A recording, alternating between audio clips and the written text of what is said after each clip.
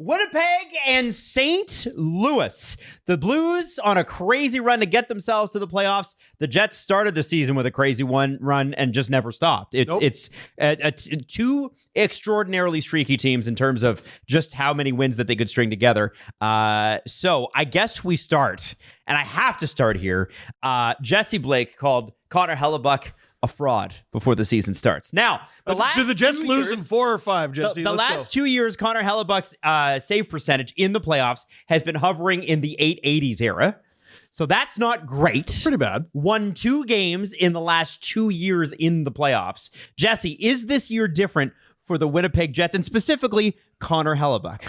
I had one of the takes of all time at the beginning of the season. It was truly one of the takes. And Hellebuck went out this season and he did truly an impossible feat in this modern era. We don't see goaltenders in this era where goals are so high play 60 plus games at that peak of a level. He's going to win the triple. No, he's not going to win the triple crown because of Anthony Stollers, who's going to take away the save percentage lead from him. But he's going to get wins in GAA, which is just based on his numbers. It's so impressive. Yes. I mean, the guy might win. I mean, he's definitely going to win the Vezina, and he might win the Hart. That's where we get to the otherworldly stuff that he did, because no forward has stuck out this season in terms of like running away with the Hart Trophy. Hellebuck deserves Hart votes, and I probably would say first place ones. He'd be the first goalie to do it, I believe, since Carey Price. Yeah, and then so you have the best goaltender in the league, bar none. It's not even close. Yep. Great regular seasons, though, don't mean playoff success. They have not for any President's Trophy winner since the Blackhawks. And in recent memory, the best regular season teams of all time continue to falter in the first rounds. The Tampa Bay Lightning set the all-time record for the points in a season. They lost to the Columbus Blue Jackets. The Boston Bruins then beat that record and lost in the first round to the Florida Panthers. And also, let's say the Florida Panthers in 2022, who won the President's Trophy. And Yes. Oh, yeah. Yes. Right. And then lost swept the in first round round. The President's Trophy, it doesn't mean shit in this modern NHL. The Washington Capitals blog, Russian Machine Never Breaks, they put up a post celebrating the fact that the Jets won the President's Trophy and not them. It's a curse. I don't know if it's a curse. It's a burden. Or just it doesn't mean anything. You know, it's actually probably detrimental to you for an NHL team and how hockey works to be playing at that level for that long, because the playoffs are a slog. Yes. It's so difficult to win 4 rounds of playoff hockey. What the President's Trophy doesn't quantify is a team getting hot at the right time, and the Jets never went cold, really. Ever. It's funny we're talking about teams getting hot at the right time. Oh! The other What are end you of talking this is the team that got the hottest at the second half of the season. Jesse, who would you rather have in a winner-take-all game, Connor Hellebuck or Jordan Binnington? Go! You tell me the results of when they played.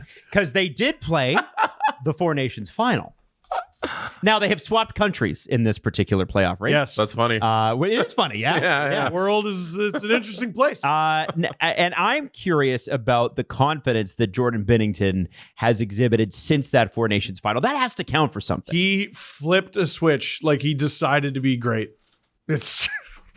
He's a silly goose. Doug Armstrong deserves to yell to the entire world, "I was right, you fools." Yes. You morons. And full marks to him, because I did not get it. Jordan Binnington, though, I mean, like any goalie on any winning streak, is the guy, the key point of differentiation for the St. Louis Blues. He comes back from Four Nations. He is hot as a pistol, confident, and plays extremely well. And obviously they win 12 straight games. Well, and the Winnipeg Jets will have something, though, that Team USA did not in that final. Kyle Connor. Well, and that was the next guy I was going to go to. Kyle Connor had 41 goals this year. His career high is 47. That is... it's an indefensible. No, they made the right call. I loved it. I thought it was awesome. For the sake of our country, they made the right call. 3 playoffs ago, I guess 4 years ago, 3 playoffs ago, in 2021, Kyle Connor had 3 goals in 8 games. 22-23 in 5 Jets games. He had 3 goals in 5 games, and last year 3 goals in 5 games. Does Kyle Connor need to score like at a goal a game clip here for the Jets to get more than 1 win in the playoff? Again, I know they're a better team this year. Yeah. I know that. Yeah. I know that. But they were a good team the last couple of years and only eked out a 1 win in each of the last 2 or each of those rounds. What does Kyle Connor need to be for the Winnipeg Jets to be successful against the St. Louis Blues? He just needs to go out and do what he does. And he doesn't have to score at a goal a game. The Jets' problem was they had absolutely no answer for the Avalanche's offense. None. And that was after Hellebuck had an amazing season. The Jets' D-core had an amazing season. They just had absolutely no answer for that. The Blues are like a deceptively deep team, but they don't have what Colorado has. Colorado comes at you with this freakish wave that is, I mean, no one can really stop. The Blues, while very solid and very capable, they just don't have that. So it's a very different matchup stylistically compared to what the Jets had last year, which I think should suit Jets fans just fine on account of last year went bad. Now, it's interesting. The Blues did all of what they did this season without Torrey Krug. He's been on IR the entire time. Oh, yeah. One really smart pickup I think they made, and people laughed at the time, but I did a trade video on it, so I'm stamping my... Cam Fowler, who had a great season. Dude, their record since they got him has been spectacular. Yeah. Listen, the St. Louis Blues have 7 guys that hit over 40 points this year. Cam Fowler is the only defenseman that did it for them. 31 assists. Let's talk about the resurgence of Cam Fowler and how the St. Louis Blues, Jesse and Steve, have sort of done this by committee. Their top point scorer, Robert Thomas, had 81 points. Then it's Kyrou at 70. Dylan Holloway, who might miss all or most of this round. Buchnevich, Braden Shen. This is a team. Can they committee themselves through this first round? Do you know what I'm saying? I think they can, and I want to stay on the Cam Fowler point because people hated that trade.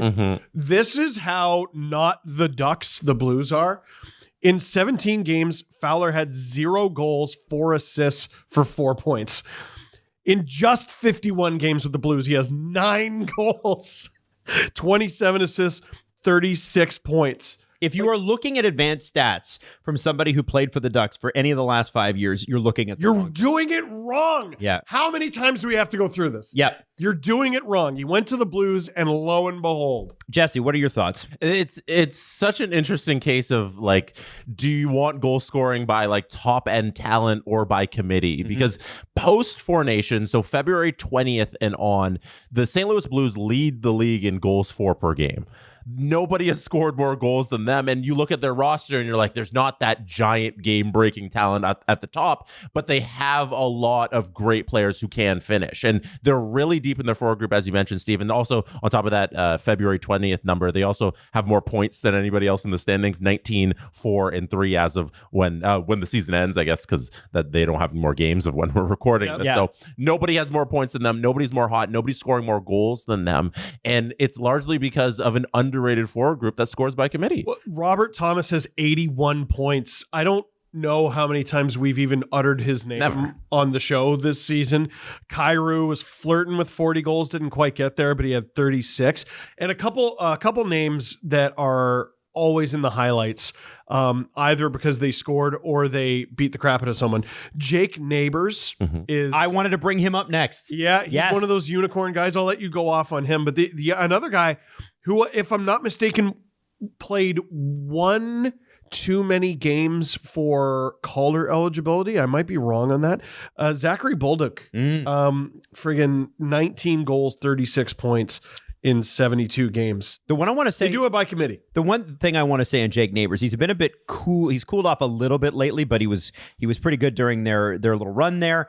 Jake Neighbors is part of the draft class of the forgotten ones, the 2020 draft class. 2020 and 2021, those are weird drafts. They got him at the 26th pick, and this guy for 2 straight years has scored at an 18% shot rate, meaning that 18% of his shots go in. This is a guy who got 46 points this year, 27 goals last year, 22 this year.